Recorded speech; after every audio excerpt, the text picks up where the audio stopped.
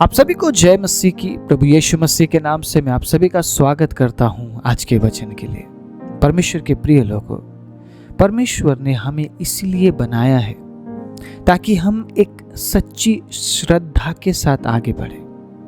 अगर हम उसके सम्मुख आते हैं तो एक सच्ची श्रद्धा के साथ आए।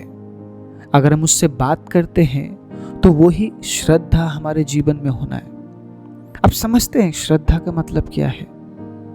क्या आप कुछ समय के आत्मिक जीवन को जीकर क्या उस श्रद्धा को दिखा सकते हैं प्रभु को? क्या आप कुछ समय के आत्मिक गीत को सुनकर क्या आप प्रभु को श्रद्धा दे सकते हैं? आज मैं आपको कुछ समय के लिए एक ऐसे विचार पर मैं लेके जाना चाहता हूं जिस विचार में आप मजबूर हो जाएंगे ये सोचना, ये विचारना कि क्या आप प्रभु को वाकई में श्रद्धा दे रहे हैं। क्या आप श्रद्धालु हैं? क्या आप श्रद्धामय जीवन को जी रहे हैं? क्या आप में ऐसा जीवन है जिसमें प्रभु श्रद्धा को पाता है? मुझे और आपको इसलिए नहीं चुना गया कि हम इतने स्वतंत्र हो जाए कि हम मॉडर्न बन जाए। अभी के युग में लोग मॉडर्न बन गए और वो प्रभु को भी सोचते हैं कि वो भी मॉडर्न है। आपको पता है पुराने नियम में जब याजक साल में एक बार महापवित्र स्थान में वो प्रवेश करते थे, सभी के प्रार्थनाओं को लेकर, पश्चातापों को लेकर, अगर उस व्यक्ति ने पाप किया हो तो वो वहीं पे मर जाता था।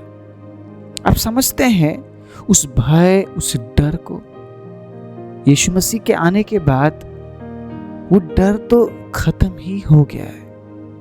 अब बस हमें ये बात पता है कि यीशु मसीह प्यार करते हैं। यीशु मसीह प्यार करते हैं, इसमें कोई दो राय नहीं है। लेकिन क्या आप ये भी जानते हैं कि यीशु मसीह नाश भी कर सकते हैं? उसके पास सारे अधिकार हैं। परमेश्वर के अजीजों, मैं ये नहीं कह रहा हूं कि आप अच्छे नहीं हैं। आप अच्छे हैं, आप सुंदर हैं, आप पवित्र हैं, आप अच्छे हैं प्रभु के लिए। लेकिन क्या आप श्रद्धालु जीवन जी रहे हैं?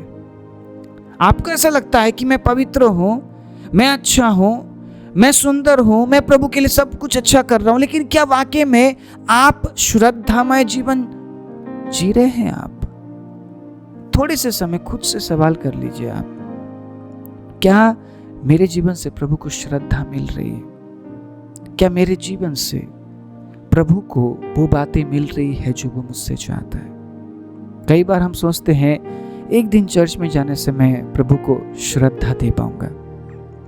कई बार हमें लगता है मुझे 10 मिनट प्रार्थना करना चाहिए, मुझे 10 मिनट वचन पढ़ना चाहिए, मैं प्रभु को श्रद्धा दे पाऊंगा। आज कुछ मिनट जब हम साथ में बिताते हैं प्रभु के वचन को सुनने के लिए, आप कहाँ हैं मुझे नहीं पता, मैं कहाँ हूं आपको नहीं पता, लेकिन हम जब इस जीवित वचन के बारे में चर्चा करते हैं, प्रभु के जीवित वचन के विषय में हम बातचीत करते हैं, प्रभु हमारे बीच में होता है। इससे फर्क नहीं पड़ता कि आप कहाँ हैं, मैं कहाँ हूं। पता है हम जिसके बारे में बात कर रहे हैं वो सर्वव्यापी परमेश्वर है। वो इस समय में आपके साथ भी है और इसी समय वो मेरे साथ भी है। ये वचन जब आपको मिलेगा ये एक रिकॉर्डेड वचन होगा, लेकिन परमेश्वर के प्रिय लोगों, मैं विश्वास करता हूं प्रभु उस वचन से भी आपसे बात करेगा, क्योंकि वो कुछ भी कर सकता है। वो कुछ भी कर सकता है। अगर वो बोलकर इस दुनिया को बना सकता है, वो कुछ भी कर सकता है। हम अनुमान भी नहीं लगा सकते हैं प्रभु का सामर्थ्य ऐसा। कई बार हम उसके सामर्थ्य के बारे में चर्चा करते हैं, बात करते हैं, हमारी बुद्धि, हमारी समझ जितनी है हम उतना ही बात कर पाते हैं। लेकिन प्रभु का सामर्थ्य हमारे बुद्धि और समझ से बहुत ऊपर है, बहुत ज्यादा है। हम अनुमान भी नहीं लगा पाएंगे परमेश्वर के अजीजों उसका सामर्थ्य कैसा सामर्थ्य है। आज हम परमेश्वर के सामर्थ्य के बारे में बात नहीं करने जा रहे हैं। हम बात करने जा रहे हैं क्या वाकई में हम एक श्रद्धामय जीवन को जी रहे हैं। क्या हम ऐसा जीवन जी रहे हैं जिस जीवन से प्रभु को श्रद्धा मिलती है? आज मैं कुछ वचनों से आपके बीच में बहुत साधारण तरीके से मैं क्लियर करूंगा, साफ रीति से मैं आपके बीच में रखूंगा।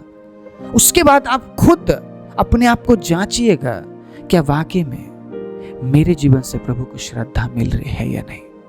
आप खुद सोचिए, जिस जगह से, जिस स्थान से प्रभु ने आपको छुड़ाया, प्रभु ने मुझे छुड़ाया, हम कैसे हालात में थे, हमारा विवेक कैसा था, हमारा सोच कैसा था, हमारा बर्ताव कैसा था, हम कैसे इंसान थे, हम कैसी हालत में थे। लेकिन अब जब हम प्रभु में आए हैं, वचन ने हमें स्वतंत्र कर दिया है, हमारी आंखें खुल गई है, हमें सब कुछ दिखने लगा है, हम सब कुछ समझने लगे हैं, तो अब हमें कैसा बर्ताव करना चाहिए परमेश्वर के साथ, कैसा जीवन जीना चाहिए प्रभु के साथ, कैसे श्रद्धा देना चाहिए। श्रद्धालु कौन है? कौन है श्रद्धालु? अगर आप खुद को कहते हैं कि मैं श्रद्धालु हूं, तो आज जो बातें मैं आपको बताऊं बड़े ध्यान से सुनना। मेरे और आपके जीवन के साथ ये बातें मैच करती है। जब मैंने इस वचन को कुछ दिन पहले पढ़ा, मुझे बहुत पसंद आया, मुझे बहुत पसंद आया। और आज एक बार फिर से मैं आपके बीच में रखना चाहता हूं, क्या आप श्रद्धालु है? खुद से पूछते रहिए इस बात को, क्या आप श्रद्धालु है? भजन संगीता 1 अध्याय मैं 1-2 बड़े ध्यान से पढ़ूंगा और आप भी बड़े ध्यान से सुनिएगा। क्या ही धन्य है वो पुरुष जो दुष्टों की युक्ति पर नहीं चलता, ना पापियों के मार्ग में खड़ा होता और ना ठट्टा करने वालों की मंडली में बैठता है। तो यहाँ पे पुरुष जो शब्द दिया गया है वो सिर्फ पुरुष के लिए नहीं। आप ये नहीं सोच सकते हैं कि मैं महिला हूं, मैं तो कुछ भी कर सकती हूं। नहीं, आप पुरुष के ही अंश है। आप समझ रहे हैं मेरी बात? अगर आप महिला है, आप कहीं और से नहीं आए हैं, आप उसी पुरुष में से निकले हैं। जो आज आपका पति है, आप उसी में से निकले हैं। परमेश्वर ने उसी से आपको बनाया है, इसीलिए आप एक साथ हैं। और अगर आप ये सोचते हैं कि मैं महिला हूं, मुझे तो परमेश्वर ने कोई आज्ञा नहीं दिया है, उसने पुरुष को आज्ञा दिया है और पुरुष में से महिला निकली है, इसीलिए ये आज्ञा महिलाओं के लिए भी है। पुरुष और महिला वो दोनों एक है।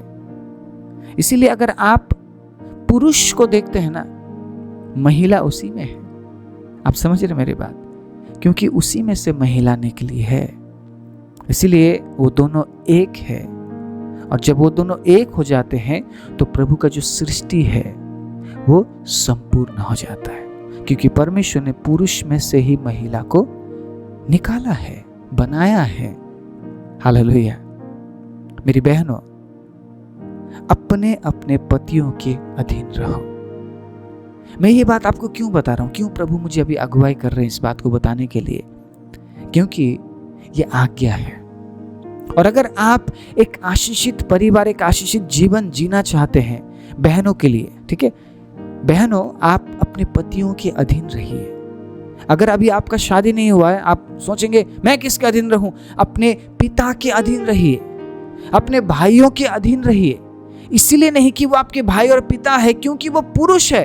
आप समझ रहे मेरी बात? और अगर आप अधीनता में है तो आप सुरक्षा में है।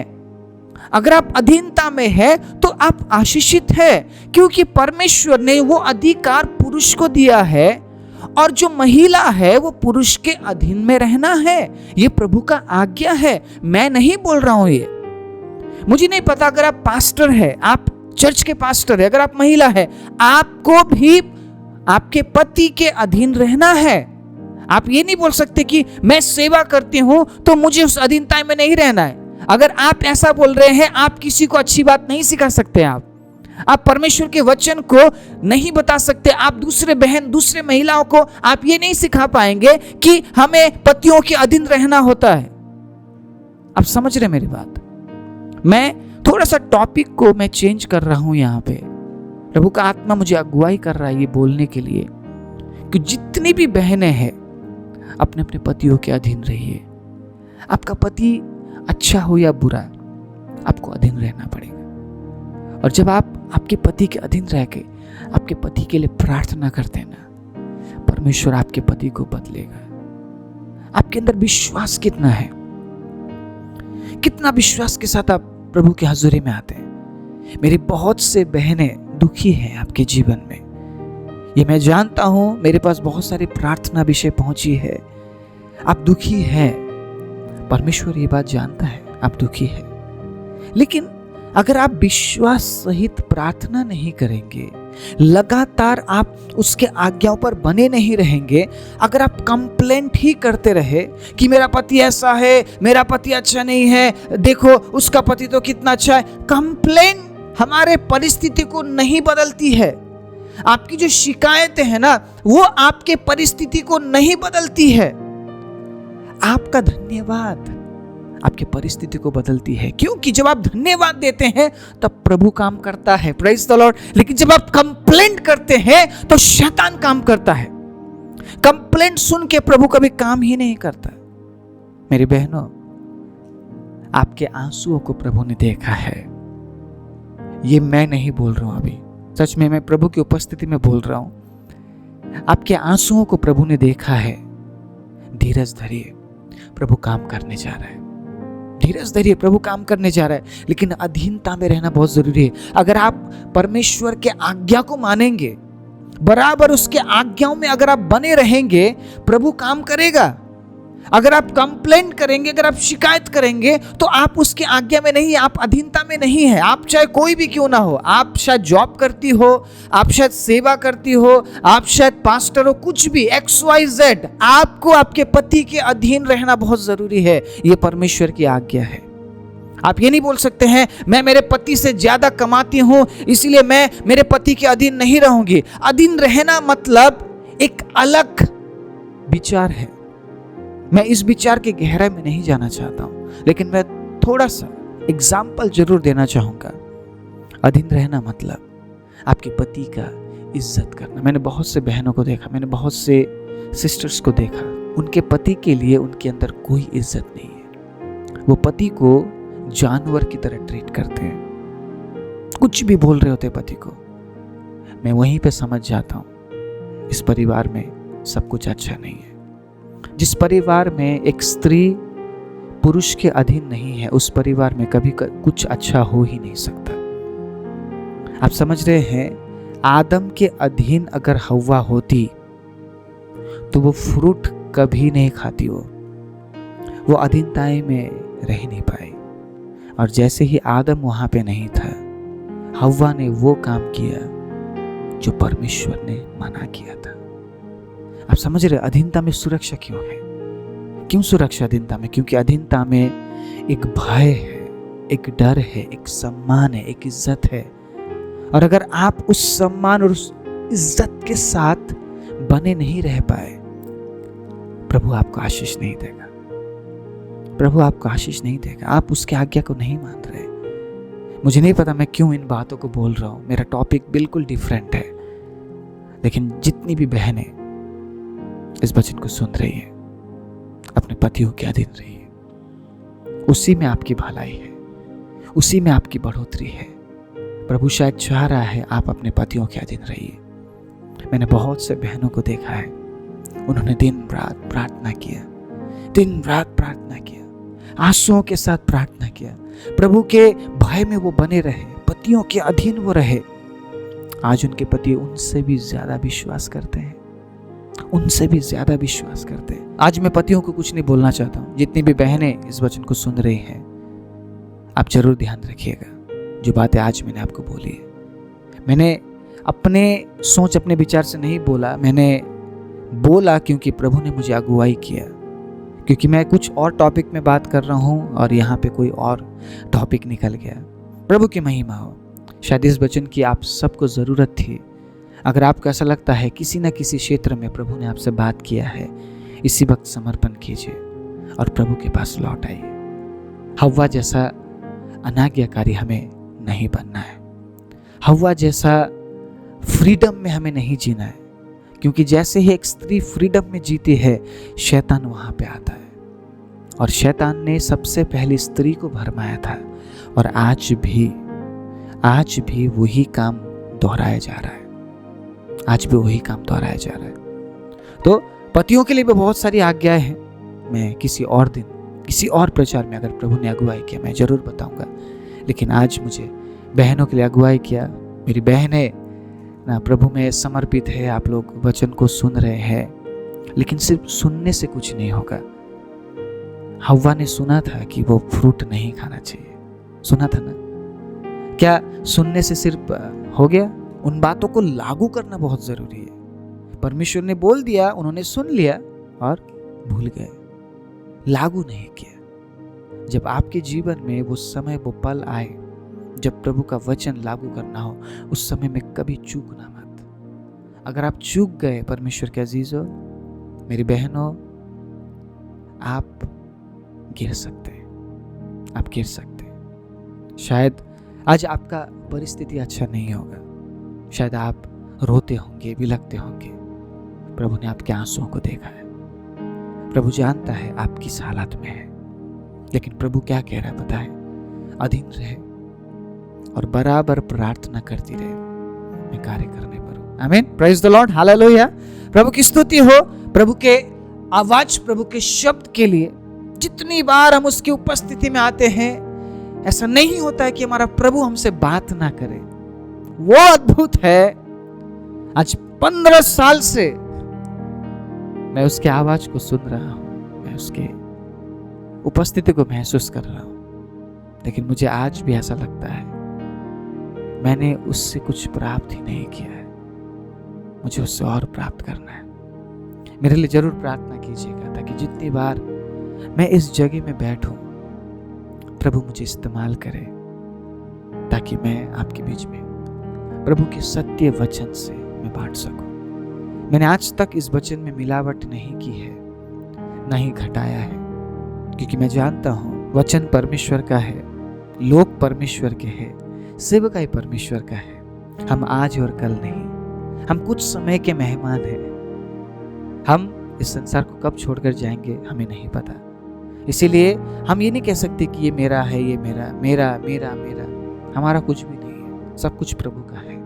इसीलिए जब मैं प्रभु के वचन से बांटूं तो प्रभु मुझे इस्तेमाल करे, ताकि आप लोग उस वचन को, उस प्रभु के सत्यता को प्राप्त कर सके, जिस सत्यता को पकड़े हुए हम अनंत राज्य में प्रवेश कर पाएंगे। अगर आप श्रद्धालु बनना चाहते हैं, 10 मिनट की प्रार्थना से आप श्रद्धालु नहीं बन सकते।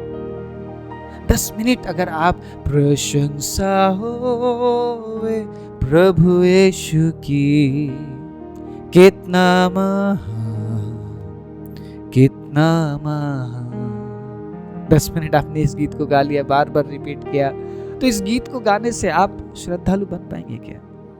बहुत से लोग बहुत अच्छा गीत गाते थे, बहुत अच्छा गीत, आज प्रभु में नहीं है।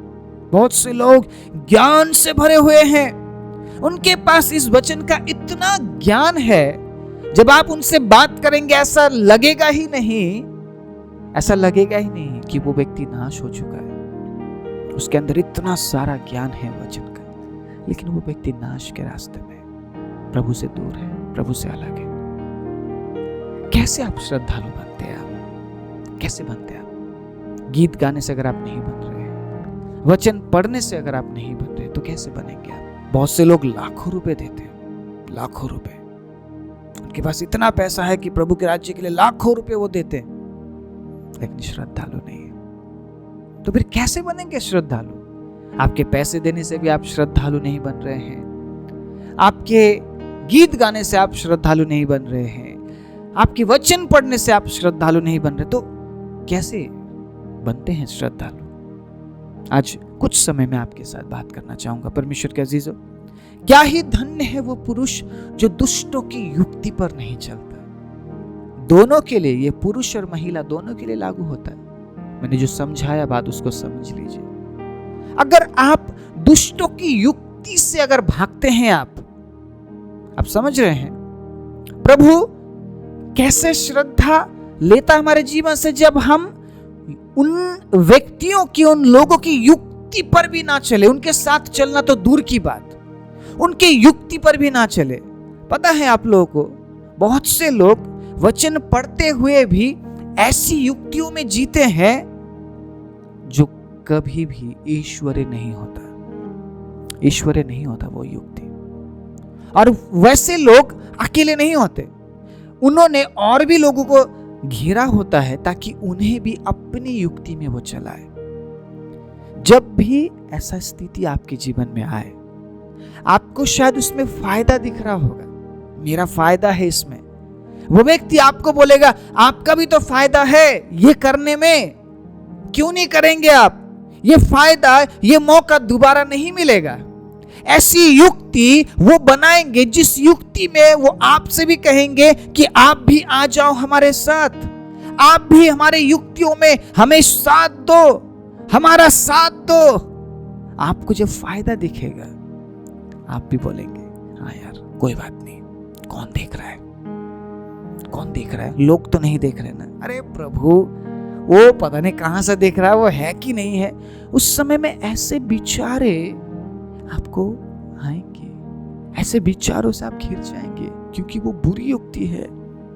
बुरी युक्ति में हमेशा आपको कुछ समय के लिए फायदा दिखता है, कुछ समय के लिए आपको ऐसा लगेगा वाओ बहुत कुछ मुझे मिलने वाला है, मेरा बहुत फायदा होने वाला है। लेकिन आपको ये नहीं पता उसके बाद जो बातें प्रभु की तरफ से आपके जीवन में आने वाली है वो बहुत भयानक होगी। परमेश्वर के अजीजों, मैंने ऐसे लोगों को भी देखा है जिनके पास इतना बुरा युक्ति है, वो कुछ भी कर सकते हैं अपने लिए, वो कुछ भी कर सकते हैं अपने फायदे के लिए। क्या आप उन लोगों का साथ देंगे? क्या आप उन लोगों का साथ देते हुए उन कामों को क्या आप करेंगे? आप खुद सोचिए। अगर आपके जीवन में ऐसा पल नहीं आया है, शायद आ सकता है। याद कीजिएगा, श्रद्धालु वो है जो बुरी युक्ति पर चलते क्या उनके बीच में, उनके आसपास भी नहीं जाते, उन बुरी युक्ति को अपने आसपास भी भटकने नहीं देते, क्योंकि जो बुरी युक्ति है वो परमेश्वर से नहीं है, बुरी युक्ति शैतान से है। और अगर हम बुरी युक्ति पर चलते हैं तो हम कभी भी श्रद्धालु नहीं बन सकते, हमारे जीवन से कोई श्रद्धा हम नहीं दे पाएंगे। हाँ, शायद हम 10 मिनट की आराधना करते होंगे, शायद हम वचन पढ़ रहे होंगे, शायद हम दे रहे होंगे, हमें लग रहा होगा मैं तो बहुत कुछ अच्छा कर रहा हूं, लेकिन उसके बाद हम अगर बुरी युक्ति में चल रहे हैं, आप समझ रहे हैं, आप या मैं, हम उसे श्रद्धा नहीं दे रहे। उसे श्रद्धा कब मिलती है? जब हम बुरी युक्तियों का हम इनकार करते हैं। मैं आपको बताऊं, हम उसी में से तो आए हैं, हम उन्हीं युक्ति में से तो आए हैं। पहले हम वही युक्ति तो बनाते थे बैठ के, किसके बारे में बुरा करना है, किसके बारे में बुरा बोलना है, किसके बारे में बुरा सोचना है, किसके बारे में चुगली करना है, किसके बारे में निंदा करना है, वहीं से तो आए हैं। और अभी भी अगर हम उन्हीं बातों में लगे हुए हैं तो बदला क्या है फिर? आप समझ रहे हैं?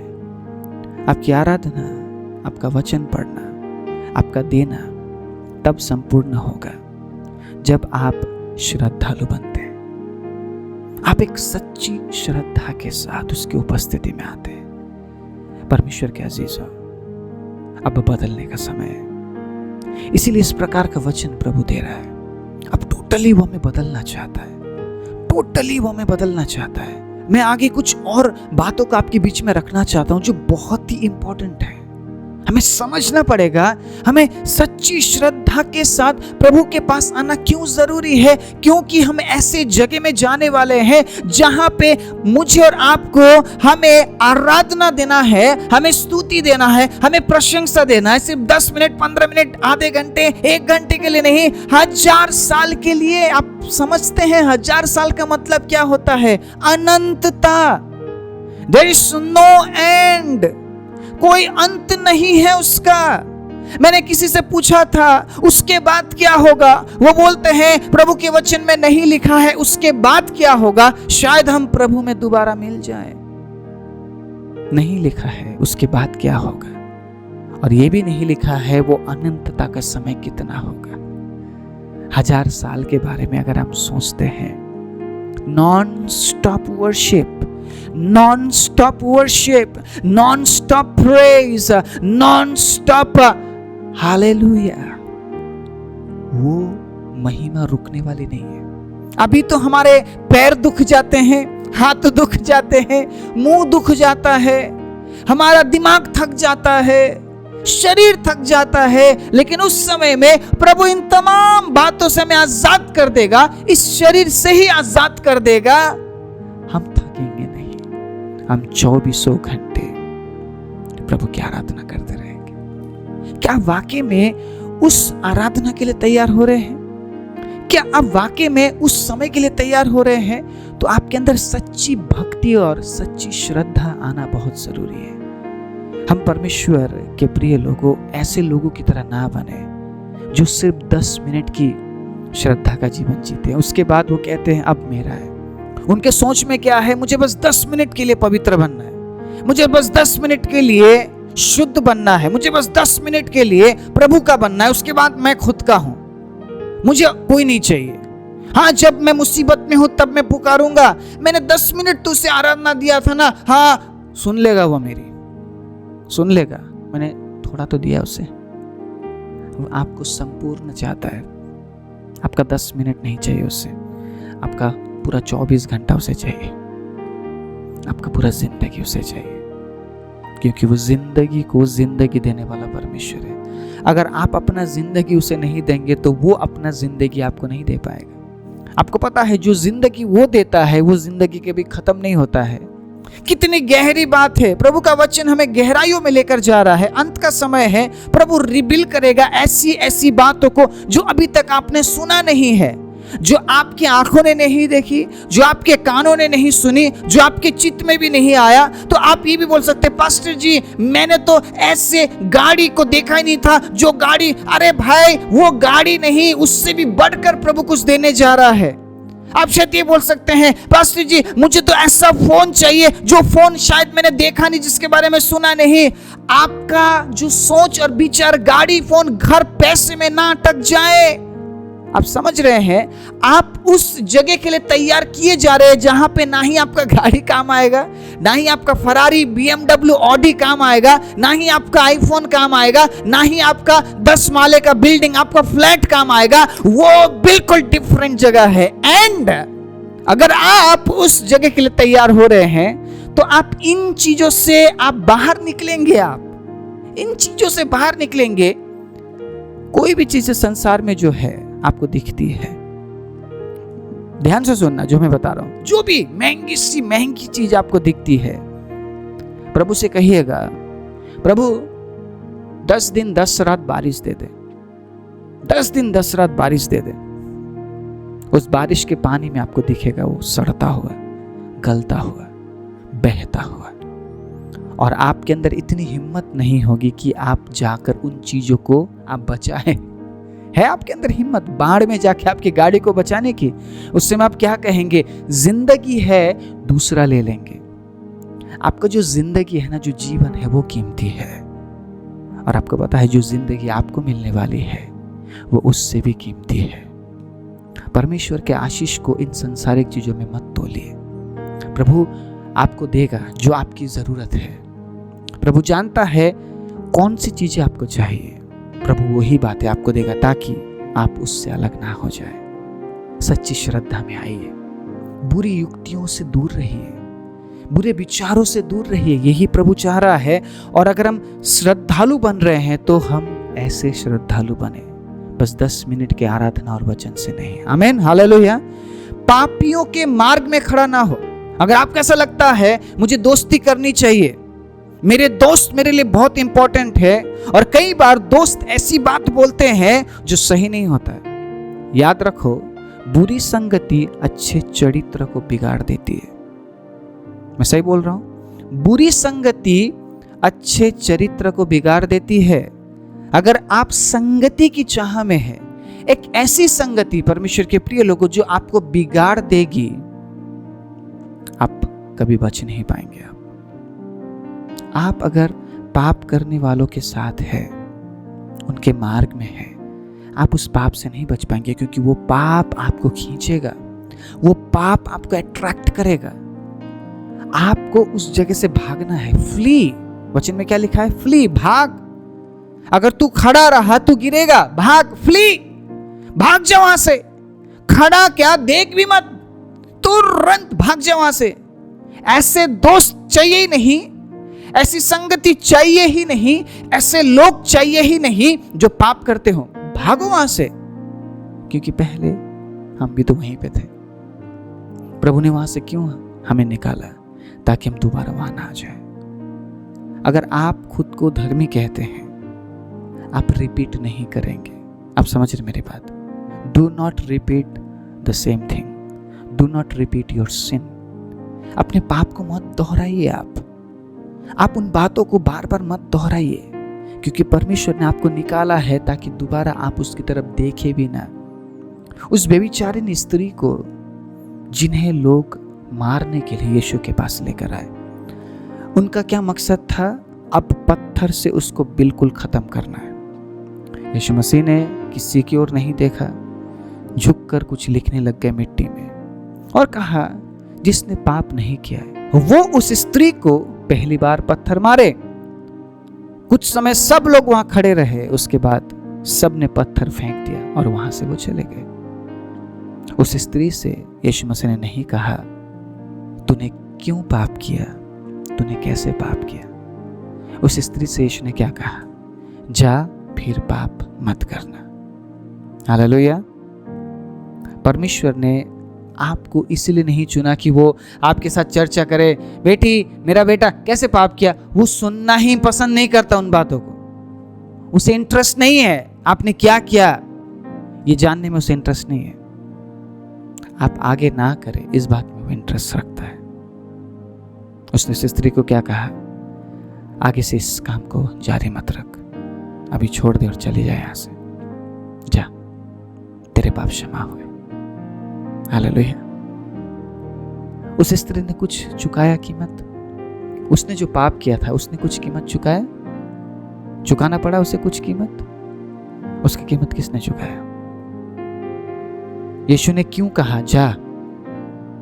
क्यों कहा यीशु ने तेरे पाप क्षमा हुए, जा? आप समझते इस बात को? यीशु ने उस पाप को भी ले लिया अपने ऊपर। उस स्त्री ने जो पाप किया था वो भी यीशु ने अपने ऊपर ले लिया। इसलिए यीशु मसीह कह पाए, जा, तेरे पाप क्षमा हुए। वो सबके पापों को क्षमा कर रहा था, जा, तेरे पाप क्षमा हुए। वो अपने ऊपर ले रहा था उन पापों को। आपने जो किया है, यीशु कहता है, जा, तेरे पाप क्षमा हुए, क्योंकि आपके पाप को वो उसने ले लिया और वो क्रूस पर चढ़ गया। उसका प्रेम समझना चाहते हैं आप? उसकी गहराई को समझना चाहते हैं आप? श्रद्धा दिखाइए उसे, श्रद्धा में आइए, एक सच्ची श्रद्धा में आइए। वो आपको दिखाएगा, वो आपको बताएगा उसने कैसे आपके पापों को अपने ऊपर लिया। आप उसके नजदीक आएंगे, आप कुछ बदलने जा रहा है, अब कुछ अलग होने जा रहा है। मैं देख रहा हूं आत्मिक दुनिया में प्रभु कुछ अलग करने जा रहा है। रेडी हो जाइए, बी प्रिपेयर, बी प्रिपेयर, तैयार रहिए। प्रभु कुछ अद्भुत करने जा रहा है, इसीलिए अब हमें सच्ची श्रद्धा में आना बहुत जरूरी है। अगर आप ये सोचते हैं कि मुझे खुश रहने के लिए मुझे मजाक करने की जरूरत है, ठट्ठा करने की जरूरत है, दूसरों का मजाक उड़ाना सही है आनंदित होने के लिए, तो गलत है। बहुत से लोग इतना मजाक करते हैं, वो इतना मजाक करते हैं, कई बार वो परमेश्वर को भी ठट्टों में उड़ाते हैं। वचन में साफ लिखा है, यीशु मसीह के नाम में अगर आपने कुछ भी बोल दिया क्षमा किया जाएगा। पिता के नाम में अगर बोल दिया क्षमा किया जाएगा। लेकिन पवित्र आत्मा के नाम में अगर कुछ भी बोला, ना यहाँ क्षमा मिलेगी आपको और ना ही वहाँ। इसीलिए ये जो ठट्ठा करने वाले लोग हैं ना, ये जो चुगलियाँ करने वाले लोग हैं, ये जो मजाक उड़ाने वाले लोग हैं, दूसरों का अगर मजाक हम उड़ाते हैं, हम उसे हंसी का पात्र बनाते, लोगों को हंसी का पात्र बनाते हैं, ये लोग परमेश्वर को भी ठट्टों में उड़ाते हैं। वचन में लिखा है आनंदित रहो। आनंदित रहने का मतलब ये नहीं कि आप अपना पूरा जीवन, पूरा समय ठट्टों में उड़ाएं, आप मजाक बनाएं आप लोगों का। कई बार मैंने यीशु मसीह को भी लोगों ने ठट्टों में उड़ाते हुए मैंने देखा है। मुझे बहुत बुरा लगा। मैंने कहा, आप यीशु मसीह के बारे में ऐसे कैसे बोल सकते हो? वो व्यक्ति कहता है, कुछ नहीं होता, वो हमारा परमेश्वर है, प्रेम करने वाला। क्या हुआ फिर? ऐसा आंसर मुझे मिला। मैंने कहा, ये सही नहीं है। आप यीशु मसीह के नाम का मजाक नहीं उड़ा सकते। आप कुछ नहीं होता ना, चलना, कुछ नहीं होता, क्या हो गया, कुछ नहीं होता, प्रभु क्षमा करने वाला परमेश्वर, प्रभु क्षमा कर देना। वो भी वो ठट्ठा ही कर रहा हो। कोई क्षमा ऐसे मांगता है? आप किस परमेश्वर के पीछे चल रहे हैं? आप कहाँ जाना चाहते हैं? आपने यीशु मसीह को ढंग से जाना ही नहीं है। यूहन्ना के कुछ वचनों को पढ़िए प्रकाशित वाक्य में। वो थोड़ा बहुत बयान करता है यीशु मसीह के बारे में, वो कैसा जलाली परमेश्वर है। वो जलाली परमेश्वर है, वो अद्भुत है, वो आग है, वो भस्म कर सकता है, लेकिन अभी वो प्यार कर रहा है। इसीलिए हमें लग रहा है कि हमारा परमेश्वर तो ऐसा ही है, प्रेम ही करता रहेगा। हमारा परमेश्वर, हम उसे कुछ भी बोल सकते हैं, कुछ भी कर सकते हैं। परमेश्वर के प्रिय लोगों, श्रद्धा अगर आप दिखाना चाहते परमेश्वर को, सच्ची श्रद्धा, उन बातों से बचना पड़ेगा जो बात आज हमें यहाँ कही जा रही है। 10 मिनट के वचन अध्ययन से, 10 मिनट की आराधना से आप श्रद्धालु नहीं बन सकते। इन बातों का ध्यान रखना पड़ेगा, इन बातों को हमें एक्सेप्ट करना पड़ेगा। मैंने बहुत सी बार लोगों को देखा है, कलीसिया में आते समय उनका पहनावा सही नहीं है। वो अपने पहनावे से भी प्रभु को श्रद्धा नहीं देना चाहते। वो कुछ भी पहन के आते हैं, वो कैसे भी उठ के आ जाते हैं चर्च में। उनके लिए कोई मतलब नहीं है कि मैं कहाँ जा रही हूँ, मैं कहाँ जा रहा हूँ। मेरे बहनों को मैं बोलना चाहता हूँ, आपके पहनावे से अगर आपको दिक्कत हो रही है, आपके पहनावे से अगर आपको अनकंफर्टेबल लग रहा है, आपको आपका शरीर छिपाना पड़ रहा है, कपड़े पहनने के बाद भी अगर आपको खुद को छिपाना पड़ रहा है, तो सोचिए आपने क्या पहना है। आपका शरीर प्राइवेट है। आपका शरीर क्या है? आपका शरीर प्राइवेट है, एक्सपोज करने के लिए नहीं है। मेरी बात दिल से सुनना परमेश्वर के अजीजों। मैं इसलिए नहीं बोल रहा हूं कि आप ये नहीं पहन सकते। आप पहनिए। आप इस दुनिया में हजारों किस्म के कपड़े हैं, जिस कपड़े से आप प्रभु को महिमा दे सकते हैं। परमेश्वर ने कपड़े इसलिए बनाए ताकि हम अपने शरीर को ढक सके। इस प्रचार को बहुत से लोग बुरी तरीके से ले सकते हैं। जो मेरी बहन है, जिनको शौक है अपने शरीर को दिखाने का, वो किसी भी तरीके से इस वचन को ले सकते हैं, लेकिन मुझे फर्क नहीं पड़ता। अगर आप वाकई में श्रद्धा देने प्रभु की उपस्थिति में आते हैं, आप खुद को एक्सपोज नहीं करेंगे, क्योंकि परमेश्वर को मतलब नहीं आपने कौन से कपड़े पहने। परमेश्वर को मतलब नहीं है कि आपने कितने शरीर उजागर करने वाले कपड़े पहने, क्योंकि परमेश्वर को आपके शरीर से मतलब नहीं है, उसे आपकी आत्मा से मतलब है। जो व्यक्ति अपने शरीर को बराबर ढक नहीं सकता है, वो अपने आत्मा को क्या सुरक्षित रखेगा? अब समझिए मेरी बात। परमेश्वर के अजीजों, श्रद्धा देना बहुत जरूरी है। प्रभु को ठट्टों में नहीं उड़ाना चाहिए। परमेश्वर के उपस्थिति को मजाक नहीं बनाना चाहिए। हम में से जितने भी लोग हम ये सोचते हैं हम कुछ भी पहन के प्रभु के पास जा सकते हैं, तो उसके वचन को पढ़िए, उसके वचन को पढ़िए। किस प्रकार से पौलुस ने सिखाया है कि कलीसिया में अपने आप को सुहावने वस्त्रों के साथ तैयारी करके आओ। सुहावने वस्त्र पहनो, जिससे परमेश्वर को भी महिमा मिले और लोगों को भी ये बात पता चले कि ये प्रभु की बेटी है, ये प्रभु का बेटा है। आपके फैशन से प्रभु को मतलब नहीं है, वो आपके दिल को देखना चाहता है परमेश्वर के अजीजों। इसीलिए हम उन बातों से बचे ताकि हम प्रभु को सच्ची श्रद्धा दे सके, ताकि हम प्रभु को वो दे सके जो वो हमसे चाहता है, जो हमारे जीवन से चाहता है, हमारे आत्मा से चाहता है। अगर हम अपने शरीर को ढक सके तो ही हम हमारे आत्मिक जीवन में काम कर पाएंगे, क्योंकि आपका शरीर आपको प्रेजेंट करता है, आपके विचार को प्रेजेंट करता है। कलीसिया ठट्ठा या मजाक का जगह नहीं है। कलीसिया वो जगह है जहाँ पे लोगों का जीवन परिवर्तन होता है, लोगों का पहनावे का परिवर्तन होता है, लोगों के बोलने का तरीके का परिवर्तन होता है, लोगों के बोलने का तरीका परिवर्तन होता है, लोगों के देखने का तरीका परिवर्तन होता है। तो वहां पे हम ये नहीं कर सकते हैं, ये नहीं बोल सकते हैं कि प्रभु जो मुझे अच्छा लगता है वो मैं करूंगा। हमें ये बोलना पड़ेगा जो आपको अच्छा लगता है, जो आपके वचन में लिखा वो मैं करूंगा प्रभु। और अगर वाकई में ऐसा जीवन हम जीने लगते हैं ना, उसे श्रद्धा मिलती है, हम श्रद्धालु बन जाते हैं। आइए 5-10 मिनट के लिए श्रद्धालु ना बने, हर दिन प्रभु में इस प्रकार से बढ़ते जाए ताकि हर क्षण हम प्रभु की उपस्थिति को महसूस कर सके। पवित्र आत्मा अगर आपसे बात करे ना, आप अपना पहनावे का तरीका कि आपका सब कुछ आप बदल देंगे। इसलिए उससे कहिए प्रभु मुझसे बात कीजिए, आपके वचन को मैं समझ पाऊं प्रभु। मेरे जो भाई लोग हैं, ये वचन आपके लिए भी है। आपके पहनावे से आप प्रभु को महिमा देते हैं। सोच समझ कर पहनिए आप क्या पहन रहे हैं, और इसलिए पहनिए ताकि उन पहनावे से प्रभु को महिमा मिल सके।